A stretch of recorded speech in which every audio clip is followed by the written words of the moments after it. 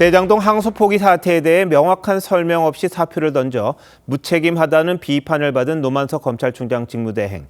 어젯밤 속내를 살짝 털어놨습니다. 윤석열 정부 때 이재명 대통령과 주변 인물들을 기소한 것 때문에 부대꼈다는 취지로 말한 건데요. 뭔가 압박이 있었음을 언급한 겁니다. 오늘 기자들과 만나서는 조금 다른 뉘앙스로 말을 바꾸긴 했습니다만 내일 비공개로 열리는 퇴임식에서 최근 사태에 대해 어느 정도 상세하게 말할지 지켜볼 일입니다. 먼저 이광희 기자입니다. 노만석 검찰총장 직무대행이 일상복 차림으로 취재진 앞에 섰습니다. 우리 검찰 잘 됐으면 좋겠어요. 그게 심정이에요. 노 대행은 어젯밤 자택에서 취재진과 만난 자리에선 현 정부와의 관계에서 고충이 있었다는 취지로 털어놨습니다. 전 정권이 기소해놨던 게 전부 현 정권에서 문제가 돼버렸다며 현 정권에선 지우려고 하고 검찰은 지울 수 없는 상황이라 수시로 많이 부대꼈다고 한 겁니다. 대장동 항소 포기 역시 윗선의 압박이 있었다는 뜻으로 풀이됐습니다. 다만 오늘은 본인 마음과 후배들과의 관계에서 부대꼈다는 것이라며 말을 주워 담았습니다. 법무부에서 지우려고 한다는 이야기 한 적은 없어요. 너무 이야기하잖아. 이런 취지 이야기한 건 없고. 이진수 법무차관이 항소 포기를 요구하는 선택지만 제시했다는 발언에 대해선 말을 흐렸습니다. 이진수 법무부 차관이 제시했던 선택지 각각의 내용이 어떤 거였는지. 아이고 죄송합니다. 다음에 언젠가 차차 말씀드릴 기회가 있을 겁니다. 노 대행이 받은 선택지엔 법무장관의 수사지휘권 발동, 보안수사권 존폐 여부 등이 들어있었다는 의혹이 제기되었습니다. 노 대행 퇴임식은 내일 10시 30분에 비공개로 열리고 퇴임사는 추후 공개됩니다. 노 대행은 TV조선과 통화해서 퇴임사를 한번 지켜봐달라고 했습니다. TV조선 이광입니다. 정치 연안에 한 발 더 들어가 궁금증을 풀어드리는 정치 더 시간입니다. 조선일보 배성규 정치 에디터 나오셨습니다. 안녕하세요. 안녕하세요.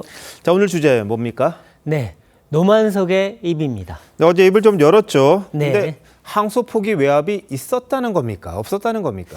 네, 이 노대행의 발언이 상당히 추상적이긴 합니다. 핵심은 무언가 요청이 있었고 그걸로 갈등이 있었다는 겁니다. 이 가장 눈에 띄는 대목은 이건데요. 저쪽의 요구사항을 받아주기 어려웠다.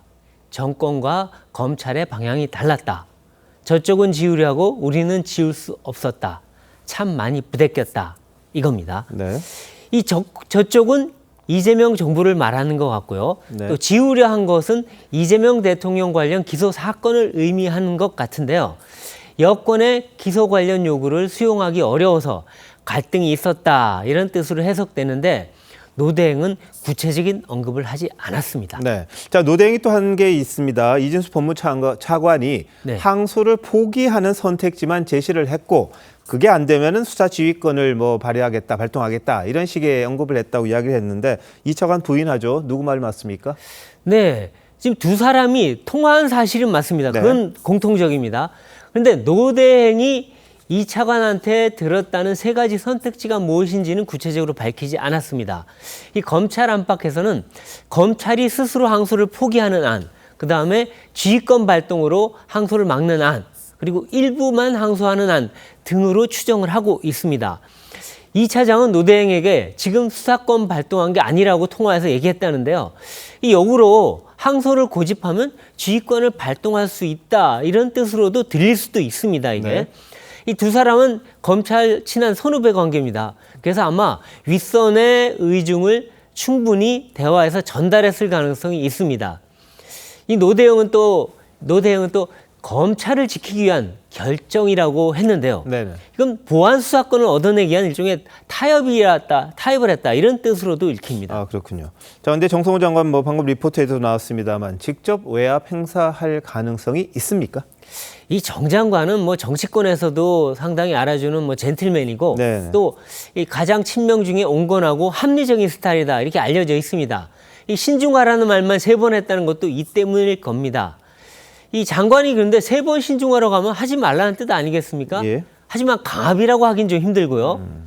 다만 정 장관이 과거에는 장관의 입장 표명만으로도 압력이 될 수 있다 했었죠. 네. 그리고 또 수시로 항소 문제를 보고받고 챙긴다고 그런 취지로 한 발언도 있었습니다. 이 법무부의 다른 간부들이 장관 대신 나섰을 수도 있다, 이런 관측도 있습니다. 주목할 만한 인물은 정 장관의 정책 보좌관이자 이 대통령의 변호인이었던 조상호 보좌관입니다. 네. 그는 보좌관 치고는 굉장히 이례적으로 방송에 직접 출연해서 그랬었어요. 수사 개입이 아니다. 예. 검사들한테 책임을 돌렸습니다. 또 정 장관이 국회에서 조 보좌관과 텔레그램을 주고받는 모습도 포착됐는데, 이 야당에선 조 보좌관이 보낸 가이드라인을 장관이 앵무새처럼 읽은 거 아니냐, 네. 누가 도대체 장관이냐, 이렇게 비판도 했습니다. 이 민정수석실엔 지금 대통령 변호인 출신 비서관이 3명이나 있습니다. 예. 이 야당에서는 변호인 4인방의 막후 역할을 의심하고 있습니다. 네. 이 대통령이 변호인 출신들 많이 요직에 기용을 했었죠. 맞습니다. 자, 근데 노대행이 내일 퇴임식을 하는데 혹시 폭탄 발언할까요? 네, 뭐 주목이 되는데, 대통령실이 사표를 수리하면 뭐 바로 퇴임식이 열리는 거죠. 예. 근데 이 검찰은 당초에 노대행이 퇴임식에서 모든 입장을 밝힐 거다, 이렇게 밝혔었습니다. 그런데 이 정권이 지우라고 한 게 무엇인지 과연 여기서 밝힐 것이냐, 이게 네. 가장 눈길을 끕니다. 예. 하지만 검찰 내부에선 노대행의 평소 스타일상 아마 폭탄 발언할 가능성은 낮다, 이렇게 전망합니다. 어차피 본인이 책임지고 나갔고, 또 정권과 척을 지는 이런 위험을 감수할 스타일이 아니다, 이런 얘기인데요. 네. 노대행이 입을 닫으면 아무리 경찰 수사가 예정돼 있다고 해도 이 항소 포기의 진실은 묻힐 가능성이 높다는 전망입니다. 예. 자, 근데 민주당이 지금 강하게 검찰을 밀어붙이고 있습니다. 뭐 사실상의 보복 조치를 많이 내놓고 있는데 어떻습니까, 이거? 네, 민주당은 지금 검사 파면법을 발의했고요. 예. 또 국정조사도 추진한다고 합니다. 항명 검사들을 겨냥해서 특수활동비를 뭐 40억 원이나 깎았고, 네. 또 추후 변호사 기업도 못하게 하겠다, 이런 그래요? 말까지 나옵니다. 이 초강경 검찰 진압 작전이 시작된 겁니다. 하지만 이 반발 목소리도 적지 않습니다. 예. 항소 포기 지시 안 했다고 했으면서 뭘 항명했다는 거냐? 또 검사들이 뭐 해야 될 소리 했는데 왜 파면한다는 거냐? 정치 보복 안 한다더니 보복하는 거 아니냐? 이런 얘기입니다. 이런 조치들이 결국에는 이 대통령 공소 취소를 궁극에는 염두에 두고 압박용으로 하고 있는 거 아니냐, 이런 분석이 나오고 있는 겁니다. 알겠습니다. 노대행 내일 퇴임식 한번 지켜봐야겠군요. 어떤 말을 네. 할지요. 베이지스 잘 들었습니다.